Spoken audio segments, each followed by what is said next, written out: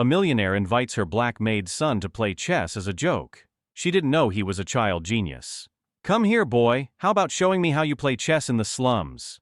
The words rang out from Mrs. Eleanor Prescott, dripping with the casual arrogance of someone who'd never worked a day in her life, echoing across the extravagant living room of her mansion in Bel Air. Malcolm Johnson, a 16-year-old with sharp eyes and a quieter mind, had been helping his mother Denise serve cocktails and hors d'oeuvres during one of Eleanor's self-congratulatory charity galas. That night, Eleanor decided the best entertainment wasn't a jazz quartet or silent auction, it was making a spectacle of the help. Around the room, powerful figures in tailored suits and their diamond-draped spouses smirked behind $1,200 crystal flutes. The gala, ironically themed to support underserved urban youth, hadn't anticipated one of them passing canapés under that very roof. Eleanor found it amusingly poetic. "I'm sure he knows how to move the pieces," she continued with a smirk, pointing toward a pristine Italian chessboard that served more as decor than tool. "Let's see how our young friend does against someone who actually studied the game," murmured Arthur Langston, a real estate mogul, to his wife with a chuckle. "Betty thinks the knight moves in a straight line." The laughter that followed felt like champagne fizz, soft, bubbling, and full of contempt. Denise stood frozen, her knuckles whitening around the silver tray.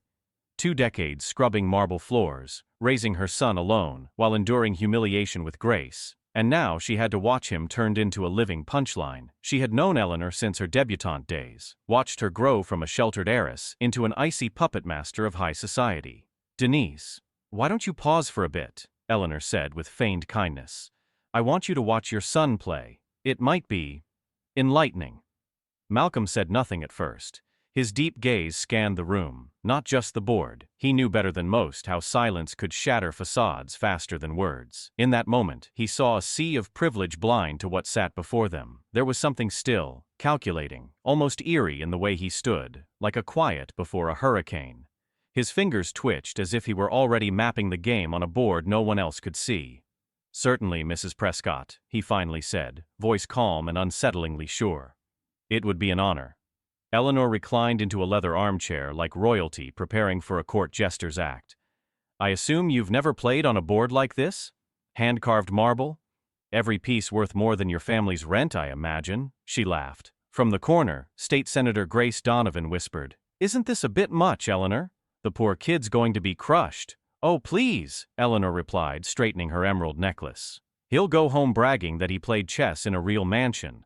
It's practically a favor." But what Eleanor Prescott didn't know, what not a single person in that room had a clue about, was that this slum kid had spent nearly a decade immersed in every chess strategy the world's greatest minds had ever conceived. While others his age lost themselves in social media and streaming shows, Malcolm devoured the works of Nimzowitsch, Alekhine, and Polgar. With old library books and a donated Chromebook he'd rebuilt himself, he dissected the logic of every classic tournament, from Reykjavik to Moscow. He knew 250 opening lines cold, could predict mid-game traps 6 moves ahead, and understood defense patterns in a way that left even online engines stunned. That night, Eleanor wouldn't just witness an unexpected loss, she'd suffer a public undoing, not from malice, but from her own blind prejudice. As she theatrically arranged the polished pieces, Malcolm studied not the board, but the assumptions floating in the room. And behind those unblinking eyes, there was more than strategy. There was a storm gathering, one that would challenge every smug assumption about worth, intellect, and dignity. If this story of prejudice, genius, and silent power moved you, make sure to subscribe to the channel. Because what happened next showed that judging someone by their appearance can be the most expensive mistake a person makes in their life. Eleanor took her seat on the white side of the board with the smug certainty of someone who had never tasted real loss.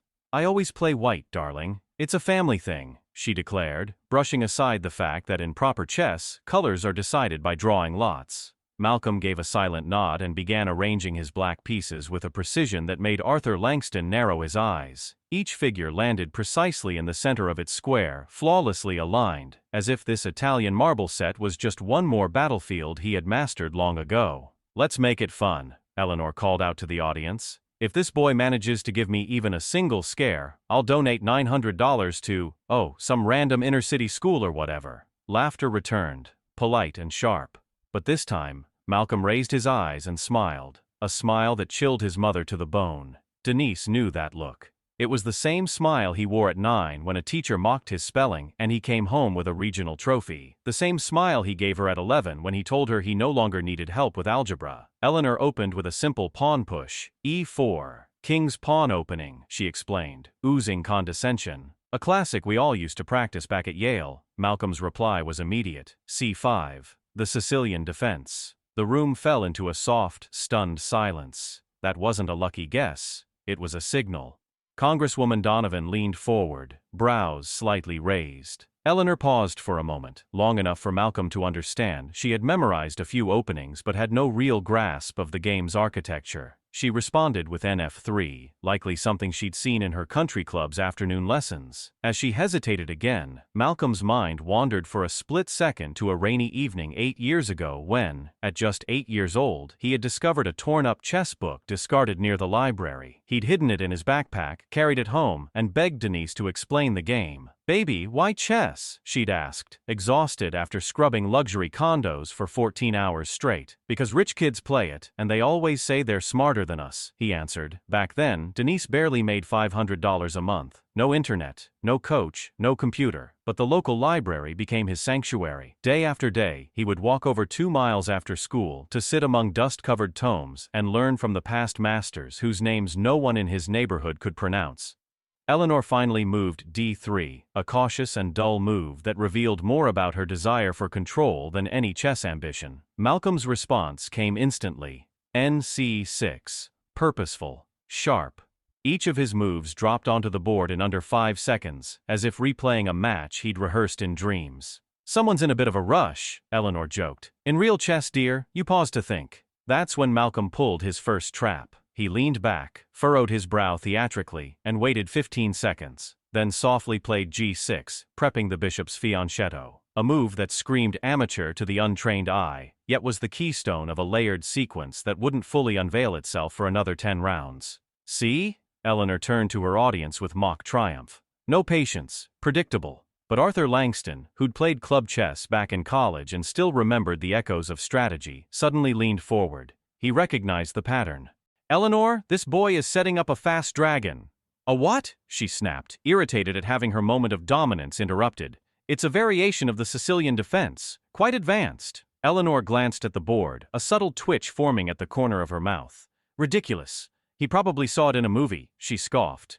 But as the game advanced, something deeply unsettling began to emerge. Malcolm wasn't simply reacting, he was orchestrating the rhythm of the entire match. Every development, every maneuver unfolded like the movement of a symphony, each piece landing in perfect harmony, as if guided by invisible hands. Denise watched from the edge of the room, hands clenched tightly, heart racing. She always knew Malcolm was gifted, but never had she witnessed him play with such quiet ferocity against someone so desperate to assert control. And in that moment, for the first time in 2 decades scrubbing Eleanor Prescott's floors, she saw a flicker of fear in the woman's eyes. The terrifying realization that perhaps she wasn't as brilliant or exceptional as she had always convinced herself.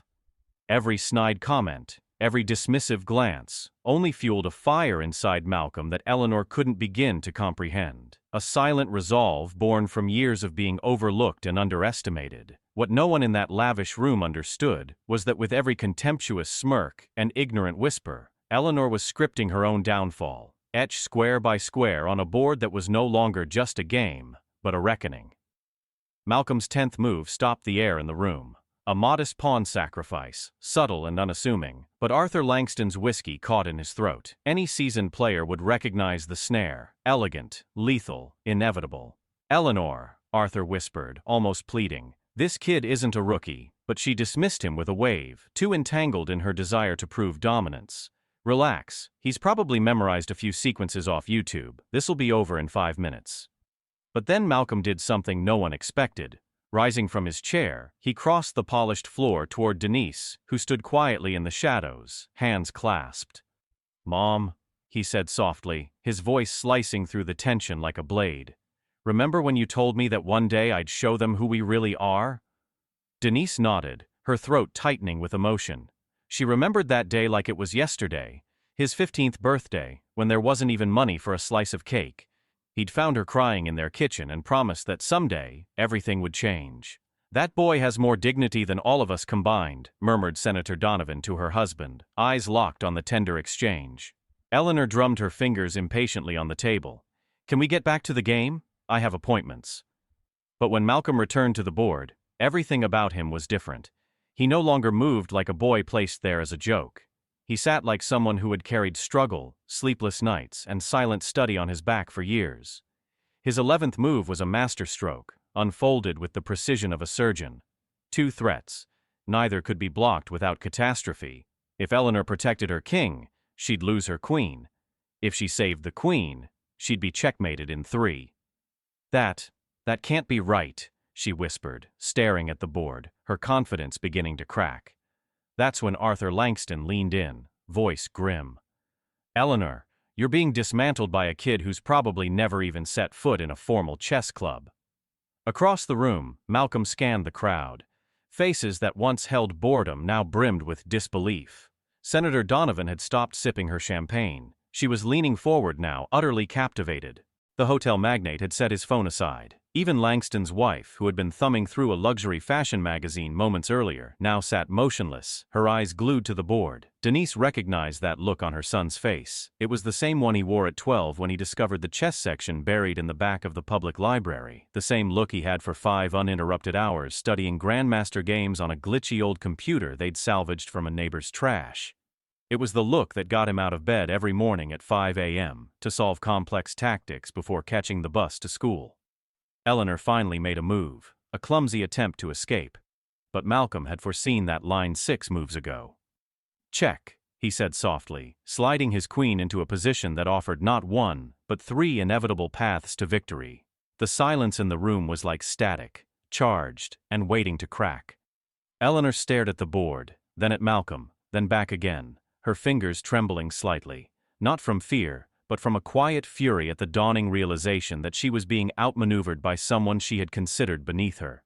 You must have seen that online, she snapped, her voice thin and defensive. No one learns that alone. For the first time since the game began, Malcolm smiled, not smugly, but with quiet clarity. You're right, ma'am, he said. I learned it from Garry Kasparov. Kasparov taught you? Langston asked, stunned. Not in person, Malcolm replied, sliding his rook into position for the final blow. But I've studied all his recorded games, 1,803 to be exact. This line.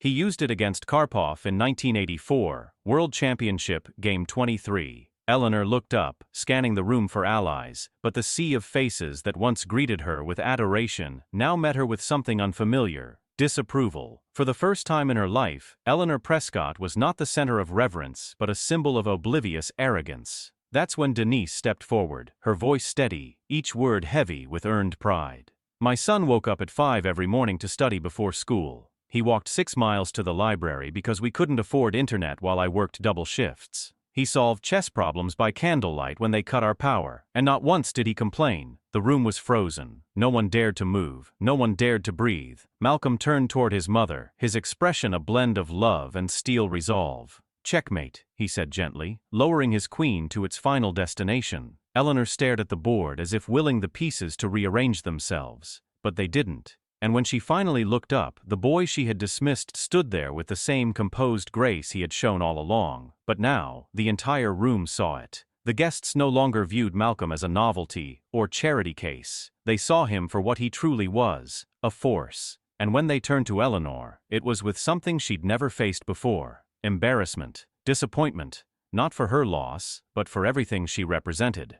What Eleanor Prescott didn't know, what she couldn't yet grasp, was that this loss was just the first piece to fall in a much greater game, one where the old rules of status and pedigree would no longer protect her, and where the boy she tried to use as a punchline would become a name that made people sit up straighter, think deeper, and remember that real nobility has nothing to do with last names or the weight of a bank account. Eleanor stared at the board for 15 seconds, that felt like an eternity. Her trembling fingers brushed the toppled king piece, as though sheer willpower could undo the checkmate. The silence was so absolute that the ticking of the $14,000 designer wall clock echoed like a drumbeat through the room. That was luck, she muttered, her voice shaking, all of her former poise stripped away. He must have memorized that exact sequence from somewhere. Arthur Langston stood slowly and approached the board, eyes still locked on the final position. Eleanor, that boy just executed a variation of the Sicilian defense I've never seen, and I've been playing this game for over 4 decades. Across the room, Senator Donovan pulled out her phone and began recording quietly. Her instincts as a politician had kicked in. This was more than a match. It was a moment destined to go viral, a wealthy elitist being taken apart by the brilliance of the very boy she had tried to mock.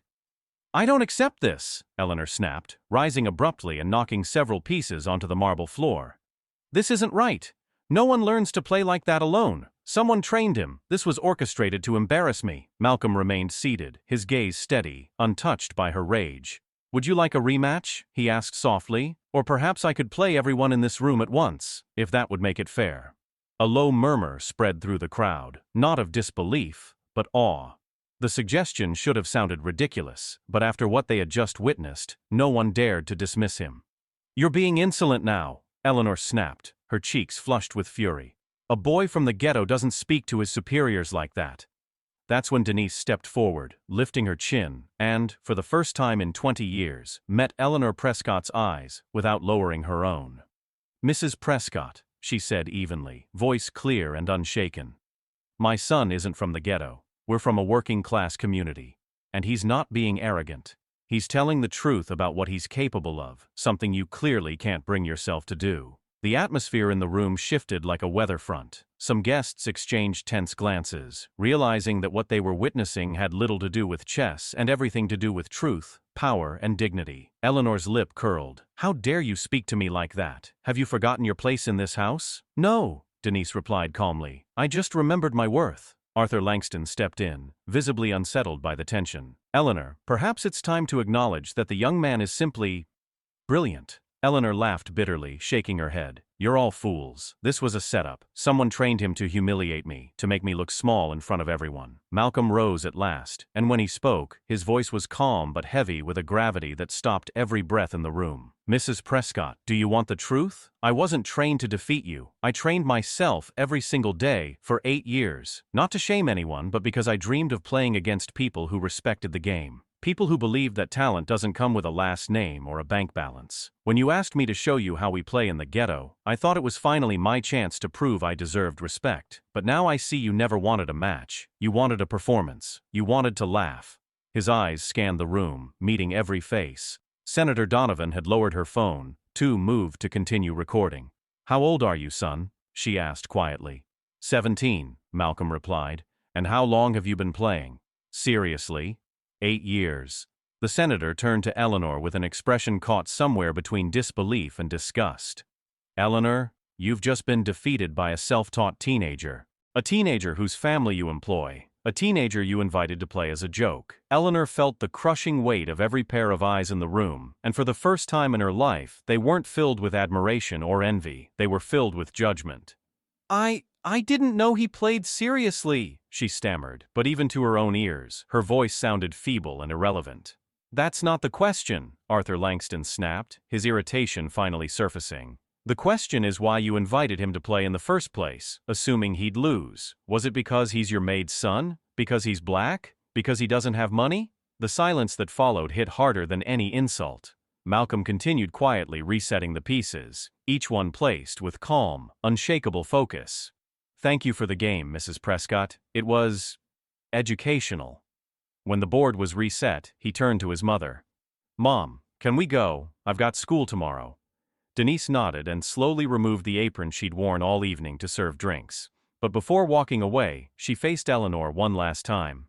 "Mrs. Prescott," she said, voice steady, eyes unflinching. "Thank you. Tonight showed me that my son deserves to be in places far better than this." As mother and son walked toward the front door, Senator Donovan's voice cut through the quiet. "Malcolm, are you interested in scholarships? I know a few universities that would be lucky to have someone like you." Malcolm paused and offered his first genuine smile of the evening. "Yes, ma'am, very interested." She stepped forward and handed him her card. "Call me Monday." Eleanor stood frozen, still trying to process the wreckage. In under an hour, she had gone from admired hostess to the woman who publicly underestimated a prodigy out of pure prejudice, in front of political leaders and business tycoons. When the door clicked shut behind Malcolm and Denise, the guests exchanged uneasy glances. Arthur was the first to speak. "Well, I think I should be going." One by one they followed, offering clipped goodbyes and cold, sidelong looks. Within minutes, Eleanor was alone, staring blankly at the chessboard that had become a battlefield for her downfall. What she didn't realize was that this night was just the opening move of a much larger game, one where Malcolm Johnson would not only rewrite his own story, but also challenge the foundations of privilege that people like Eleanor Prescott had always assumed were unshakable. As Malcolm walked home beneath the velvet night sky of Bel Air, his mother by his side, and a business card burning in his pocket, his mind wasn't on the match he'd just won. It was on the bigger board, the one called life. And already he was calculating not just his next moves in chess, but the ones that would reshape his future. Because true nobility, he now understood, isn't inherited. It's earned, one decision at a time. 6 months later, Malcolm Johnson walked confidently through the halls of Stanford University, a full scholarship student in engineering. Senator Donovan had kept her word, opening doors not only to education, but to a new world where ability mattered more than background. The story of that night had gone viral, 3.2 million views in 2 weeks. Not from shaky phone footage of the game, but because Senator Donovan herself had shared the story online, turning Malcolm into a national symbol of brilliance rising from adversity, and Eleanor into a case study in everything wrong with unchecked privilege. Teen chess prodigy shatters prejudice. Millionaire humiliated in viral match. The headline echoed across the internet, and the comments were unanimous. That boy deserves the world. That woman should be ashamed. Dominated the response sections. Eleanor Prescott had become persona non grata within her once admiring social circles. The Bel Air Golf Club revoked her membership after mounting pressure from fellow members. 3 prominent charities quietly removed her name from upcoming galas. Even Arthur Langston, her friend of nearly 30 years, began declining her invitations and avoiding her at gatherings. "Eleanor's always been proud," his wife remarked during a dinner in Malibu.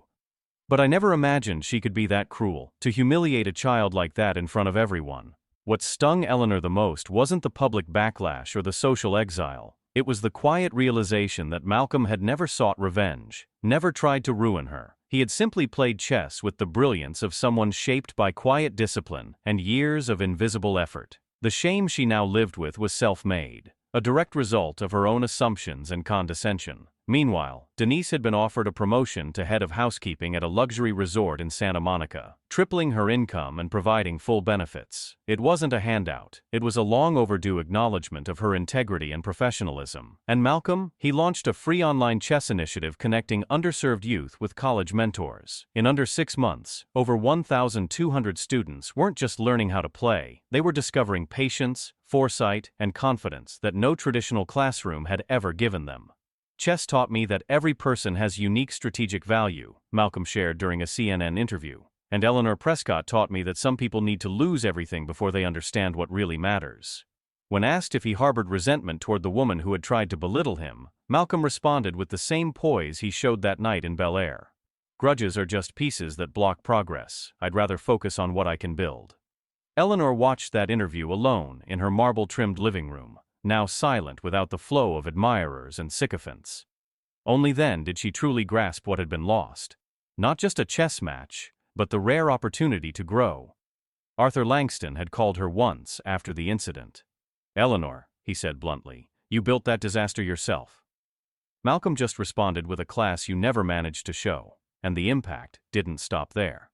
Malcolm's story rippled far beyond the gates of Bel Air, challenging the silent systems of privilege many had long ignored. He became living proof that true nobility doesn't stem from family names or financial status, but from character shaped by struggle and revealed through action. He transformed the poison of prejudice into the fuel for purpose. He turned humiliation into legacy, and when Malcolm now looks ahead, he no longer sees the limits others tried to assign him, but the infinite board of possibility he's carved out for himself. Eleanor tried to reduce him to entertainment, to elevate her own ego. But in doing so, she exposed her own smallness and proved that true greatness is not about standing above others, but about lifting people higher. Denise, now glowing with pride, framed a photo of Malcolm receiving his first academic honor at Stanford beside a certificate from his chess program, symbols of success that no amount of money could fabricate and no discrimination could erase. Malcolm learned something that night that shaped the rest of his life. The best revenge is not to destroy those who doubt you, but to build something so remarkable their bitterness becomes irrelevant. Eleanor Prescott tried to make him a joke, But Malcolm Johnson became a symbol. And in that difference lies the true meaning of victory. Not just in chess, but in life. If this story of resilience and justice inspired you, don't forget to subscribe for more stories that remind us, real power isn't about privilege, it's about turning obstacles into opportunities for something extraordinary.